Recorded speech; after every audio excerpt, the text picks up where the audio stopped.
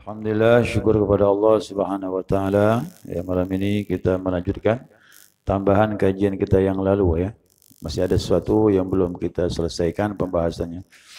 Ini mengenai orang yang tidak mampu salat berdiri. Ini boleh salat dengan duduk sebagaimana sabda Nabi sallallahu alaihi wasallam kepada Imran bin Husain, "Shalli qa'iman," kata Nabi, salatlah dalam keadaan berdiri. Fa in lam tastati' fa qa'idan, jika tak mampu salat dengan duduk. Fa in lam tastati' fa 'alal janbi, apabila tidak mampu maka salatlah dengan miring. Ya, posisi miring artinya menjadikan bagian sebelah kanan bertumpu kepada lantai tapi wajah menghadap kiblat. Riwayat Imam Bukhari. Wazad an-Nasa'i, Imam An-Nasa'i menambahkan hadis yang sama tapi ada tambahan fa illam tastati fa mustalqiyan, apabila kamu tidak mampu berbaring miring ke kanan atau ke kiri maka salatlah dengan terlentang, ya, yaitu menghadap kiblat. Ya, la yukallifullahu nafsan illa wus'aha, kata Nabi, seseorang itu tidaklah dibebani kecuali menurut keluasan kemampuannya. Nah, dinukil ini daripada ijma' ulama. Ya, ijma' ulama mengatakan bahwasanya seperti itulah ibadah sesuai dengan hadis Rasulullah sallallahu alaihi wasallam. Maka di sini ketidakmampuan itu apa sih ukurannya? Apa ukuran ketidakmampuan tersebut? Nah, dikatakan khauful halak au ziyadatul marad. Yang pertama, takut jadi binasa atau penyakitnya bertambah bagi orang yang sakit kalau salatnya berdiri. Selanjutnya apa lagi? Luhuqu masyaqqatun syadida. Kalau dia berdiri akan menemui kesulitan yang amat sangat. Ya, selanjutnya lagi. Nah, ini yang apa itu? Khauful gharaq, takut tenggelam. Ini bagi orang yang salat di kapal, ya, atau kepalanya pusing dia. Kok berdiri ini pusing dia, kena gerakan kapal itu. Nah, kalau posisi seperti ini diizinkan salatnya dengan duduk. Itu sebab-sebabnya. Ya, jadi takut tanpa sebab tak boleh salat duduk. Ya, harus punya sebab. Imam Haramain menyebutkan batasan tidak mampu ini adalah antal haqahu masyaqqatun. Yani apabila menemui kesulitan tadhhabul khusyuk, sehingga hilangnya khusyuk. Kalau berdiri salat tambah sakit atau pusing kepala, hilang khusyuk. Kan percuma. Biarlah duduk, yang penting bisa hati menghadap Allah Subhanahu wa taala. Jadi salat itu targetnya menghadapnya hati kepada Allah Subhanahu wa taala. Itu dia. Nah, sebagaimana dinukil oleh Imam Nawawi dalam kitab Ar-Rawdah. Dan inilah pendapat mazhab dalam Imam Syafi'i, ya, mazhab Imam Syafi'i. Bahkan Imam Syafi'i menyatakan ketidakmampuan itu adalah tidak mampu berdiri kecuali dengan kesulitan. Ya, kesulit maka diizinkan untuk ibadahnya duduk. Ibnu Rib'ah juga menyebutkan masyaqqatun ghalizah, kesulitan yang amat sangat terlebih lagi. Ya, ibadahlah dengan duduk. Nah, sekarang bagaimana duduknya ini? Mana duduk yang disunnahkan berdasarkan hadis Rasulullah SAW? Maka dibahas oleh ulama. Kumpulan hadis Nabi salat duduk dikumpulkan, diambillah kesimpulan.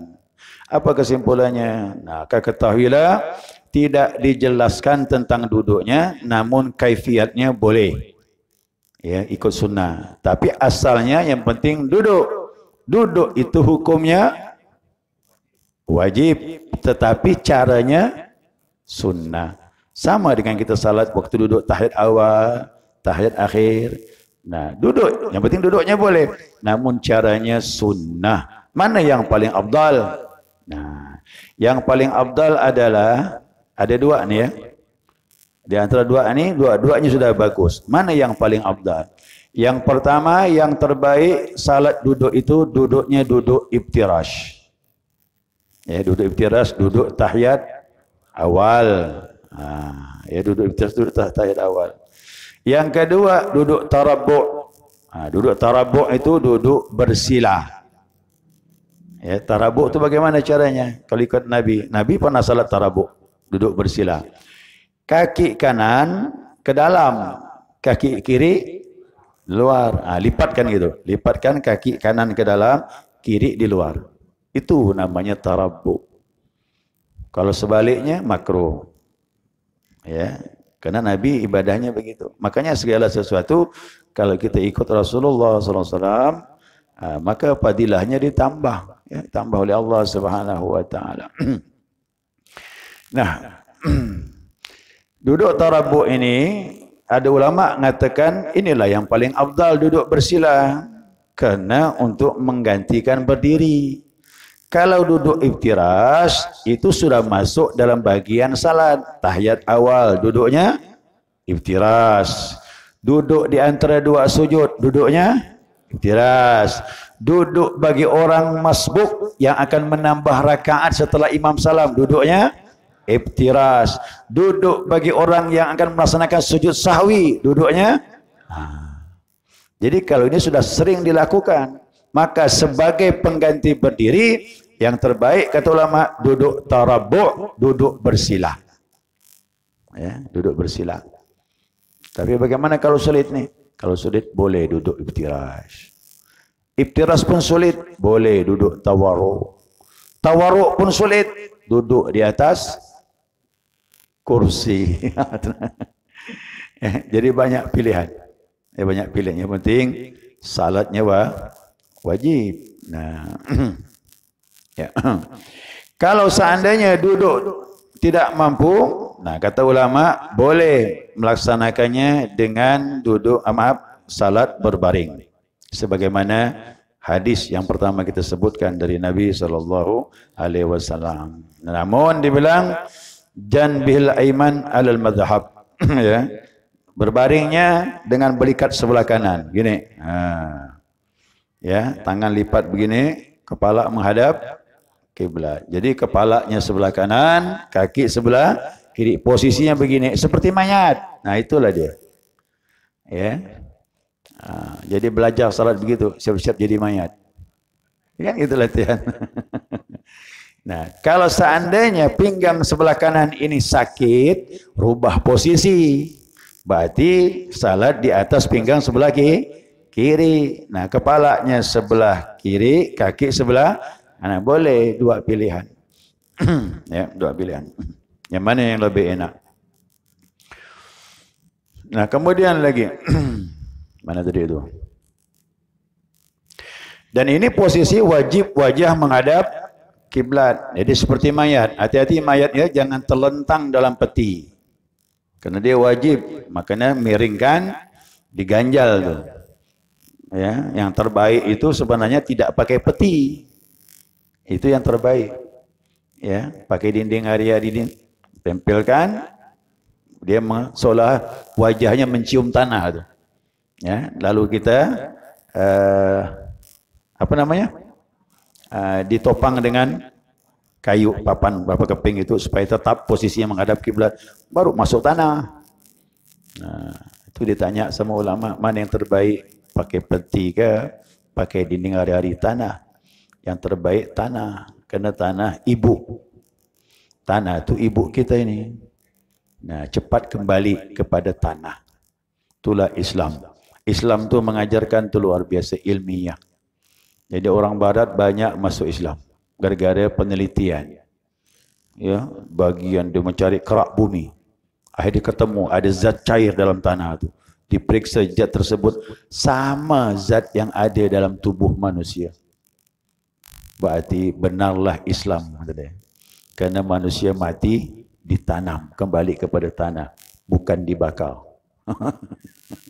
Ya, itu Islam. Jadi Islam ini ilmiah. Ilmu pengetahuan yang membenarkan. Akhir zaman ini ilmu yang membenarkan tentang Islam. Nah, jika tidak mampu berbaring ke sebelah kanan atau sebelah kiri, nah kemudian salla ala qafahu, maka dia salat dengan terlentang.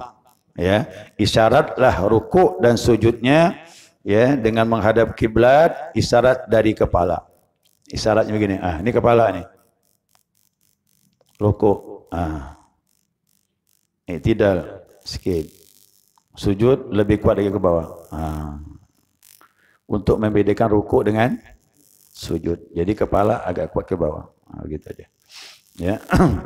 Itu isyarat dengan kepala. Nah, kemudian kalau tidak mampu dia bilang, nah isyarat dengan kelopak mata. Udah belum kemarin ni? Udah ya, dengan kelopak mata. Kalau dengan kelopak mata tidak mampu, maka isyaratlah dengan hati. Selama masih bisa mengucapkan dengan mulut, wajib membaca. Dari mulai takbir, iftitah, al-fatihah. Cuma rukuk tadi ibarat isyarat dengan kepala. Tak mampu dengan kelopak mata. Kalau sudah tak mampu dengan ucapan, nah barulah semuanya pekerjaan hati. Nah inilah yang dikatakan Imam Ghazali. Orang yang salat itu uzur seperti ini, pahalanya tetap utuh. Ya, tidak usah khawatir. Orang yang tidak mampu salat berdiri duduk, tak mampu duduk berbaring ke kanan atau ke kiri atau terlentang, isyarat kepala, isyarat kelopak mata, itu semuanya tidak mengurangi pahala kata Imam Ghazali. Ya, pahalanya tetap utuh. Karena Imam Ghazali mengambil dari hadis Nabi SAW. Apa kata Nabi? Idza amartukum bi amrin fa'tu minhu mastata'tum. Ya, apabila kalian diperintahkan satu urusan, maka lakukanlah menurut kemampuan kalian. Itu ibadah menurut kemampuan. Nah, sekarang tambahan. Ya, tambahan ya. Masalahnya, apabila dia memungkinkan salat berdiri, ya, utuh salat berdiri kalau sendirian. Kalau salat berjamaah, ya, dia duduk sebagian rakaat, sebagian berdiri. Ini ada dua orang. Satu orang lah ini, maaf nih ya, satu orang. Orang ini kalau salat sendirian utuh dia. Semuanya full berdiri, normal. Tapi kalau berjamaah, mungkin karena lama berjamaah, dia mampu 2 rakaat yang pertama. Tapi begitu setelah tahiyat awal, tak mampu lagi berdiri. Kalau berjamaah, mana yang lebih afdal? Mana yang lebih afdal? Ini ulama khilaf ni ya. Khilaf ulama. Ada yang mengatakan yang awal lebih baik. Berarti menunaikan utuh sebagaimana petunjuk dalam hadis Nabi SAW. Salat berdiri. Tapi ada pendapat yang kedua mengatakan yang kedua lebih baik kerana berjamaah. Walaupun sebagiannya berdiri, sebagian duduk. Faham tak ni? Nah, jadi yang jelas ini khilaf. Maka dianggap dua-duanya tipis perbedaannya. Siapa yang senang salat berjamaah, boleh berjamaah. Walaupun 2 rakaat pertamanya berdiri ikut imam, 2 rakaat terakhirnya dia duduk. Tak mampu lagi meneruskan berdiri. Boleh. Ya, boleh. Atau yang kedua. Nah, yang kedua. Ya. Pertama dia salat berdiri, baca Al-Fatihah. Begitu imam baca surah, kakinya bergetar. Tahu bergetar? Uzur. Oh, dah tak kuat ni. Imam makin panjang surah ni. Akhirnya si makmum tadi itu melanjutkan salatnya langsung duduk. Boleh. Masya Allah. Begitu salat ni ya, baca Fatihah, imam pun baca surah, surahnya panjang. Si makmum tadi uzur sudah, fisik sudah tak kuat. Ni kalau diteruskan ni tumbang ni. Akhirnya dia duduk. Boleh duduk. Ya, boleh duduk. Pahala bagaimana? Utuh kata ulama. Jadi orang yang uzur ni pahalanya utuh. Ya. Tapi Imam Ghazali berkata, bagiku dia bilang berjamaah lebih baik daripada salat sendirian. Yang tadi sendirian full berdiri sampai salam. Tapi kalau berjamaah sebagian berdiri, sebagian kata Imam Ghazali berjamaah lebih baik. Walaupun sebagian berdiri, sebagian duduk. Wallahu a'lam. Begitu kata ulama. Ya, mudah-mudahan bisa dipahami. Itu terakhir. Jadi intinya apa? Apa ni kesimpulannya? Kata ulama bahwasanya ya Wala yatrukus salatu madama aqluhu thabitan. Tidak boleh meninggalkan salat selama akalnya masih sehat. Jadi fisik tidak berpengaruh, tidak menggugurkan salat selama akal sehat. Itu tadi lah. Berdiri, duduk, terlentang, isyarat kepala, isyarat kelopak mata, mulut tak mampu, dengan hati terakhir. Ya, sampailah menemui ajal. Nah, jadi yang jelas akal ni kuncinya. Kena pembebanan dua, akil baligh. Ya, akal masih berfungsi, maka wajib dia salat dan juga dia sudah baligh. Dah baligh belum ni? Dah jauh dah. Ya. Ya. Jadi jaga salat. Hafizu ala salawat wa salatil wusta wa qumu lillahi qanitin. Jagalah salat, terlebih lagi salat asar pertengahan, berdirilah khusyuk menghadap Allah Subhanahu wa taala. Karena di akhirat nanti yang dihisab salat. Yang lain akan ngikut apabila salat ini kita jaga betul. Jaga waktunya, jaga 5 waktu, apalagi menjaga kekhusyukannya. Oh, Masya Allah. Semua ibadah yang lain akan mengikut, diterima oleh Allah Subhanahu wa taala kalau ibadah salat ini kita jaga. Ya, nah mudah-mudahan kita diberi Allah kekuatan untuk menjaga ibadah. Ya, apalagi modal yang kita bawa menghadap Allah. Ya, Allah membanggakan kita tatkala kita tidak lalai. Ya. Makanya kalau dapat, walaupun kita sakit, ibadahlah. Maka ilmu itu perlu. Ya, banyak orang sakit kasihan, ibadah pun tinggal. Padahal kalau ada ilmunya, insya-Allah salat. Sekalipun kita sudah tergeletak di rumah sakit, tidak ada anak, saudara, istri, suami yang menunggu, atau memang sudah tidak ada orang lagi yang melihat kita di rumah sakit, tidak masalah. Kita salat menghormati waktu, walaupun tanpa wudu. Kalau meninggal, lunas kata ulama. Ha? Kalau kita sembuh, wajib qada. Nah, itu dia. Kalau sembuh, wajib qada. Tapi kalau kita meninggal, lunas. Ya, bahagianya kita meninggal satu, tak ada hutang salat. Kan indah tu, Pak. Artinya kalau kita meninggalnya jam 10 pagi seandainya, subuh kita sudah tunai salat. Meninggal tengah malam, isyak sudah kita tunaikan. Jadi tidak ada hutang. Minta sama Allah seperti itu. Ya. Jadi kita tidak punya hutang lagi nanti menghadap Allah Subhanahu wa taala. Ya, sekali itu jamaah, benar-benar dapat dipahami.